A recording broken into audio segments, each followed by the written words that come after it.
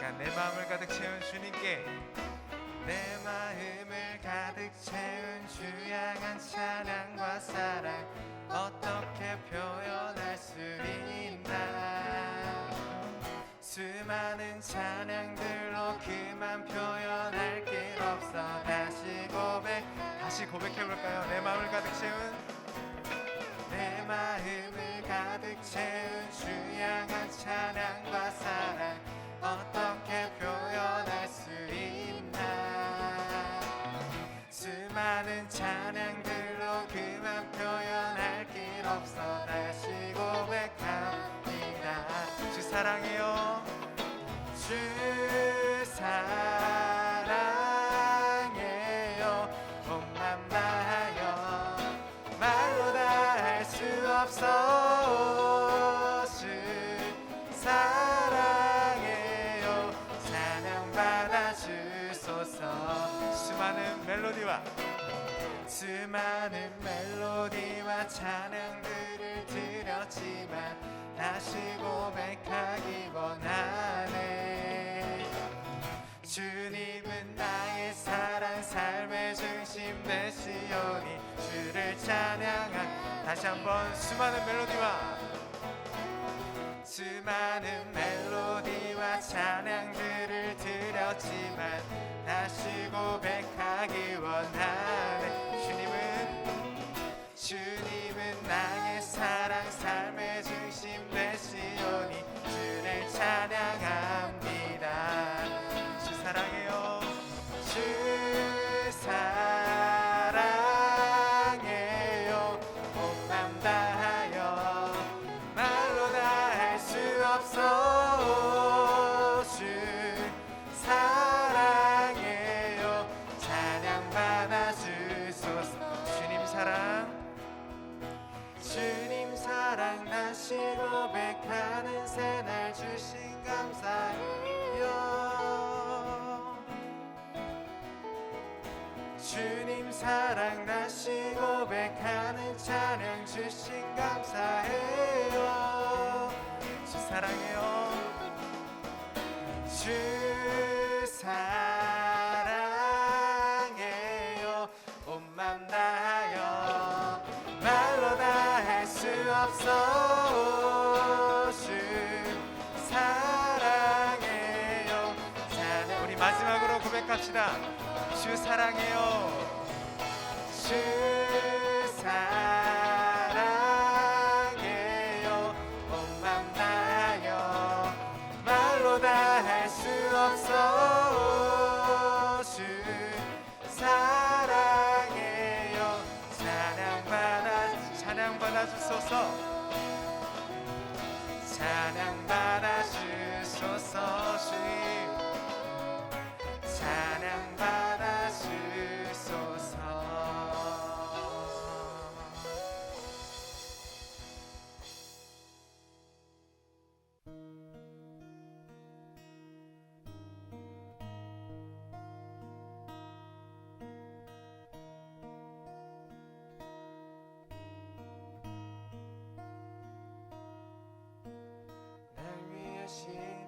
십자가에서 깨뜨리신 사랑 오늘도 그 사랑 안에 나 거합니다. 주님의 생명 내 안에 있고 주님의 사랑 날 강건하니 나 오늘도 주께 내 삶을 깨뜨립니다.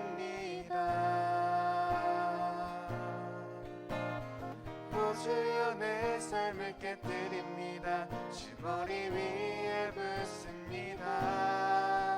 내 모든 삶과 생명을 주님 얻으소서. 주여 내 삶을 깨뜨립니다. 주 머리 위에 붓습니다.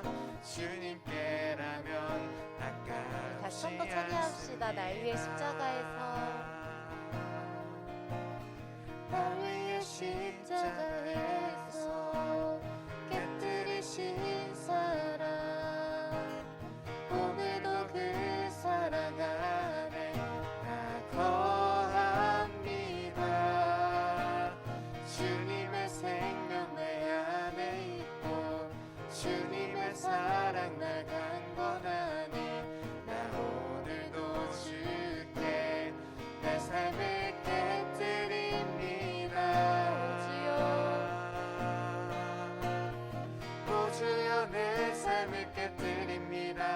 머리 위에 붓습니다. 내 모든 삶과 생명을 주님 얻으소서. 오주여 내 삶을 깨뜨립니다. 주 머리 위에 붓습니다. 주님께라면 아깝지 내 눈을 열어주소서. 내 눈을 열어주소서. 주의 참된 가치 보도록 내 안에 계신 주님과 비할 것은 없습니다. 내 손에 남은 것 없이 아낌없이 다 드립니다. 주님 한 분만을 위하여 한 방울도 남김없이 오주여 내 삶을 깨뜨립니다. 주 머리 위에 붓습니다. 내 모든 삶과 생명을 주님 얻으소서. 오주여 내 삶을 깨뜨립니다. 주 머리 위에 붓습니다. 주님께라면 아깝지 존귀와 영광을 받으소서. 존귀와 영광을 받으소서. 하나님 어린 양 예수 능력과 부와 지혜와 힘을 받으소서. 존귀와 영광을 받으소서. 하나님 어린 양 예수 나라와 권세 영광 모두 주님께.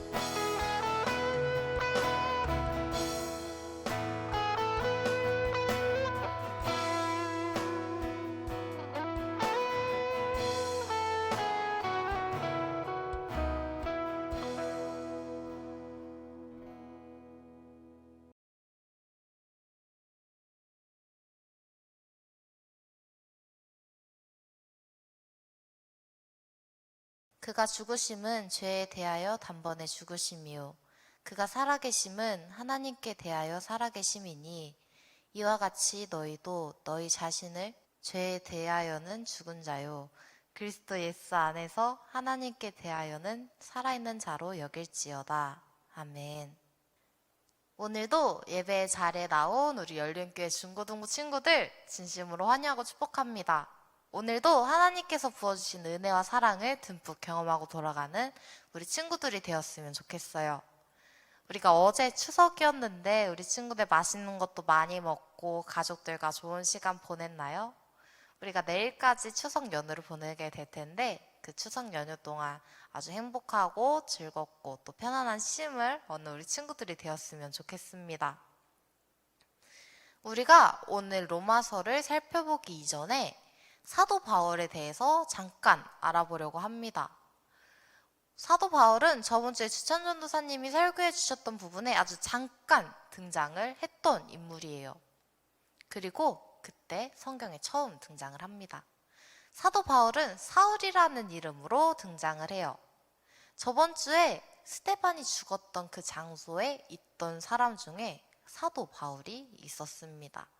사도 바울은 진짜 엘리트 중에서 엘리트였어요.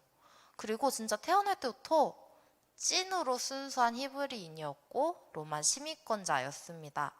바울은 회심하기 전, 즉 예수님을 만나기 전에 자신에 대해서 이렇게 설명을 합니다. 빌립보서 3장 5절에서 6절 말씀을 보면 나는 난지 여드레 만에 할례를 받았고 이스라엘 민족 가운데에서도 베냐민 지파요 히브리 사람 가운데에서도 히브리 사람이요 율법으로는 바리새파 사람이요 열성으로는 교회를 박해한 사람이요 율법의 의로는 흠잡을 데가 없는 사람이었습니다. 이렇게 고백을 하고 있습니다. 사도 바울은 유대인으로서 모세의 율법을 아주 열심히 지켰던 사람이었어요. 당시 최고 유대 학자에게 공부를 배웠고 또 철저한 바리새파 사람이었습니다. 바리새인에 대해서 우리 친구들이 많이 모르고 있는 것 같아서 아주 짧게 그리고 간단하게 설명을 해주려고 합니다. 바리새파는 유대교 종파 중에 하나였습니다. 바리새인은 엄격하게 율법을 준수하였고 유대인에게 존경을 받았어요. 하지만 바리새인들은 형식주의, 율법주의 등 부정적인 모습들 때문에 예수님께 크게 비판을 받던 사람들이었습니다. 바울은 바로 그 바리새인이었어요. 바울은 기독교인을 박해하는데 엄청 열심히 했던 사람이었어요. 사도행전에 보면은 바울은 예루살렘 교회를 박해하는 것을 넘어서 다메섹 성도들을 체포하기 위해 대제사장에게 공문을 받아 다메섹까지 갔던 사람이었습니다. 하지만 다메섹으로 가던 중 부활하신 예수님을 만나게 됨으로써 바울은 회심을 하게 되었어요. 그리고 갈라디아서 2장 8절 말씀을 보면 하나님께서 베드로를 할례받은 사람들을 위해 사도로 세우셨듯이 사도 바울 자신을 이방인들을 위해 사도로 세우셨다고 말씀하고 있습니다. 이제 사울에서 바울로 불리게 돼요. 그리고 사도 바울은 부활하신 예수님을 목숨도 아끼지 않고 이곳저곳 전하게 됩니다. 전도사님이 로마서 설교를 준비하면서 로마서를 처음부터 끝까지 쭉 읽어봤어요. 근데 진짜 잘 쓰여진 논문을 읽는 것 같았습니다. 하지만 로마서는 논문이 아니에요. 로마 교회에 있는 곳에 보내는 편지입니다. 로마서의 주제를 하나로 표현하자면 이신칭이라고 할 수 있을 것 같아요. 이신칭이란 쉽게 말하자면 오직 믿음으로 의롭게 된다라는 것을 말합니다. 사람은 자신의 행위나 율법으로는 절대 의롭게 될 수 없어요. 하지만 오직 믿음을 통해서만 우리는 의롭게 될 수 있다라고 말을 합니다. 유대인이나 헬라인이나 그 어떠한 사람도 차별받지 않고 오직 하나님께서 이 땅에 예수님을 보내셨고 예수님이 우리를 위해 죽으시고 다시 부활하셨다는 그 사실을 믿음으로써 우리는 의롭게 되고 의롭다고 칭함받을 수 있게 됩니다. 또한 의롭게 된 자로서 그의 합당한 모습도 보여줘야 한다고 사도 바울은 로마서에서 말을 하고 있어요. 그중 우리가 함께 살펴볼 로마서 6장 1절에서 14절 말씀은 그리스도인은 그리스도와 함께 죽고 함께 산다라는 것에 대해서 말을 해주고 있습니다. 앞에서 사도 바울이 믿는 자는 예수님의 십자가의 죽음에 동참하고 부활에도 동참하게 된다고 말을 하고 있어요. 그렇기 때문에 믿는 자는 더 이상 죄와 죽음에 관련이 없게 된다고 말을 해주고 있습니다. 그리고 6장 3절부터 사도 바울은 세례에 대해서 말을 하고 있어요. 세례를 받아서 예수님과 하나 된 우리는 세례를 받을 때 예수님과 함께 죽었다고 말을 합니다. 또한 예수님께서 다시 살아나심으로 우리도 같이 살아나게 된다고 말을 하고 있어요. 우리 친구들 세례가 무엇인지 잘 알고 있나요?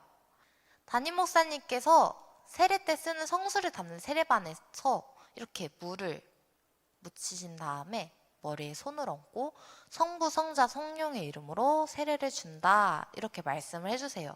이게 바로 우리가 알고 있는 세례입니다. 그런데 처음에 그리스도인이 행했던 세례는 이렇게 머리에 물을 묻히는 거에서 끝나지 않았어요. 그때 행했던 것은 침례라고 부릅니다. 삼위일체 하나님의 이름으로 세례를 주는 것은 동일하지만 침례는 세례와 다르게 우리가 물에 완전히 빠지게 되는 것을 말을 해요. 아직 몇몇 교단에서는 세례가 아닌 침례를 주는 그런 교단들도 아직 있습니다. 전도사님 부모님은 감리교가 아니라 원래 순복음을 다니셨던 분들이에요. 그래서 침례를 받으셨는데 가끔씩 전도사님한테 침례 받았던 것에 대해서 말씀을 해주실 때가 있어요. 침례를 받을 때 물 안에 들어가는데 양쪽에서 침례를 받는 사람을 이렇게 붙잡고 뒤로 확 넘긴다고 해요. 그러면은 물 속에 완전히 빠져가지고 한 몇 초 정도 있는 거예요. 그러다가 와 진짜 이러다 죽겠다 싶을 때 딱 물에서 꺼내준다고 합니다. 그렇다면 우리는 왜 이렇게 세례를 행할까요? 세례의 의미는 우리가 이제 물에 빠짐으로써 우리의 몸은 죽고 그리스도 안에서 다시 태어나게 된다는 것을 의미합니다. 쉽게 말하자면 세례가 죄에 대한 성도의 죽음과 새 생명을 의미하는 겁니다. 그리고 세례를 받음으로 교회의 구성원이 되게 됩니다. 6절에서 바울은 우리의 옛사람이 그리스도와 함께 십자가에 달려 죽은 것은 우리가 다시는 죄의 노예가 되지 않게 하려는 것이며 우리가 그리스도와 함께 죽었으며 그와 함께 우리도 다시 살아날 것이라고 말을 하고 있어요. 그리고 우리가 오늘 함께 읽은 성경 본문이 등장하게 됩니다. 우리 함께 세번역 성경으로 읽어보도록 해요. 그리스도께서 죽으신 죽음은 죄에 대해서 단번에 죽으신 것이요. 그분이 사시는 삶은 하나님을 위하여 사시는 것입니다. 이와 같이 여러분도 죄에 대해서는 죽은 사람이요. 하나님을 위해서는 그리스도 예수 안에서 살고 있는 사람이라는 것을 알아야 합니다. 아멘. 바울은 예수님께서 우리를 대신해서 죽으셨다고 말하고 있어요.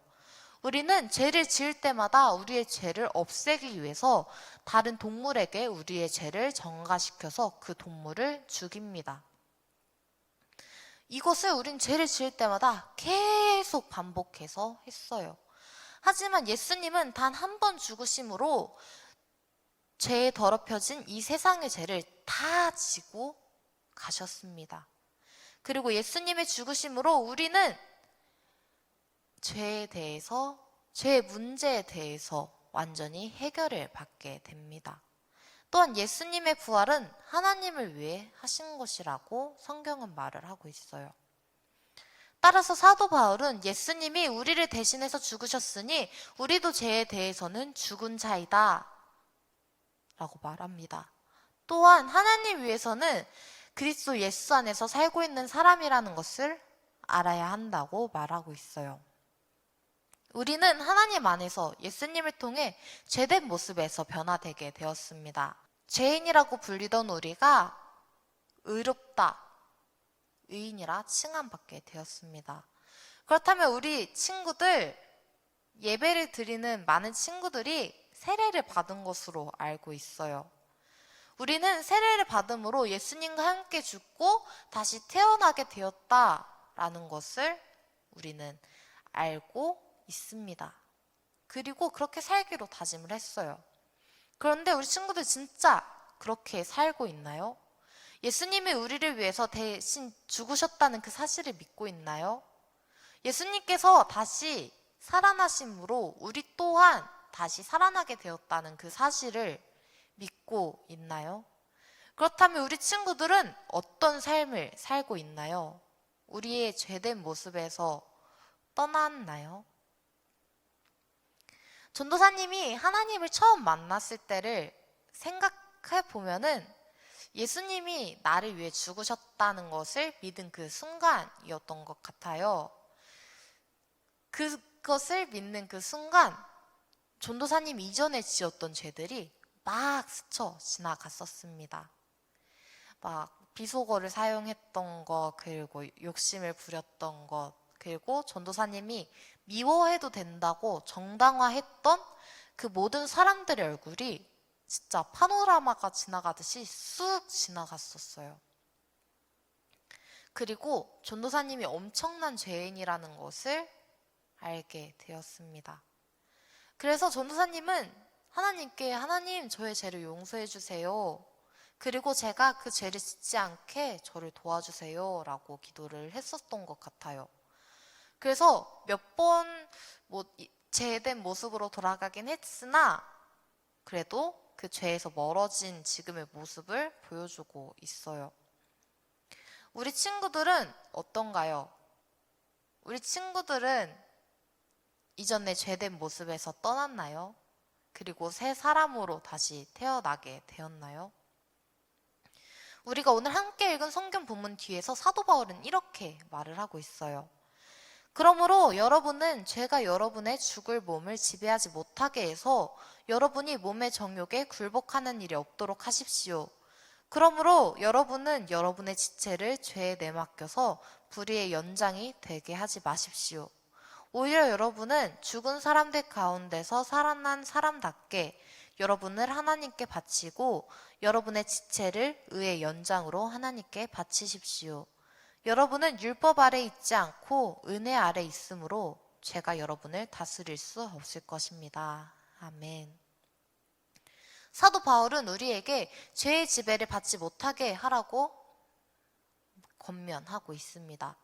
오히려 우리는 우리를 하나님께 바치고 우리를 의의 도구로 사용하게 해달라고 하나님께 바치라고 권면하고 있어요. 왜냐하면 우리는 죽은 자들 가운데서 살아난 사람이기 때문입니다. 사랑하는 우리 열린교회 중고등부 친구들, 우리는 믿는 것에서 끝나지 말아야 합니다. 우리는 믿는다면 그것을 행동으로 옮겨야 합니다. 나는 예수님과 함께 죽고 예수님과 함께 살아났다 라는 믿음만을 가지는 것이 아니라 예수님과 정말 함께 죽고 예수님과 함께 살아난 나는 어떻게 삶을 살아야 하는가를 고민하며 실천으로 옮겼으면 좋겠어요. 내가 이전에 비속어를 많이 사용했다면 하나님의 의를 위해 비속어를 사용하지 않아야 합니다. 내가 이전에 친구를 미워했다면 하나님의 의를 위해 그 친구를 긍휼히 여기며 사랑할 줄 알아야 합니다. 또한 내가 이전에 정말 이기적인 모습이었다면 하나님의 의를 위해 우리는 이타적으로 살아가야 합니다.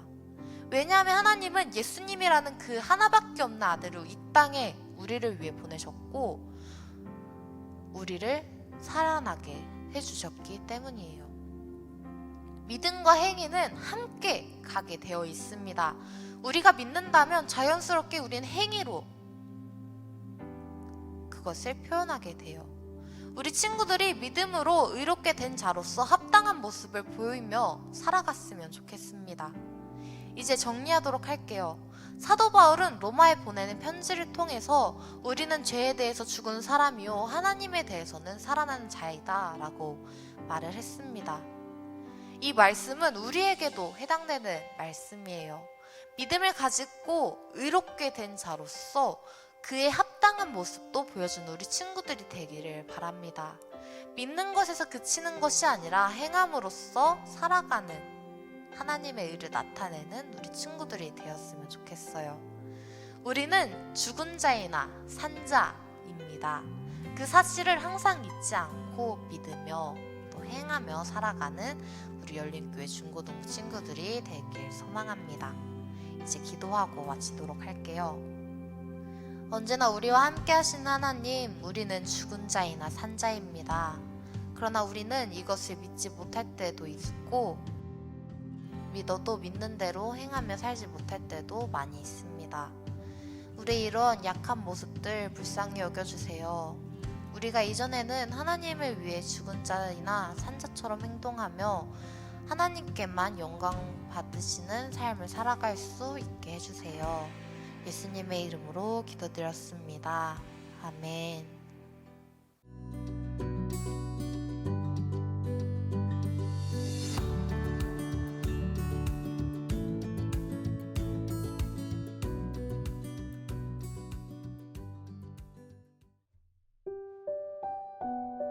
하늘에 계신 우리 아버지여, 이름이 거룩히 여김을 받으시오며 나라의 임하옵시며 뜻이 하늘에서 이룬 것 같이 땅에서도 이루어지이다.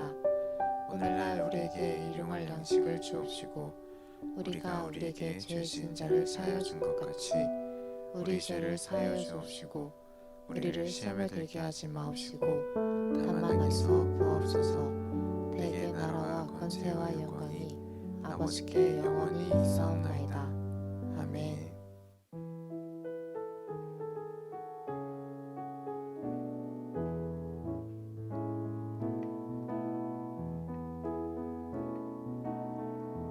하나님의 사랑이 당신의 삶 가운데 가득하기를 축복합니다.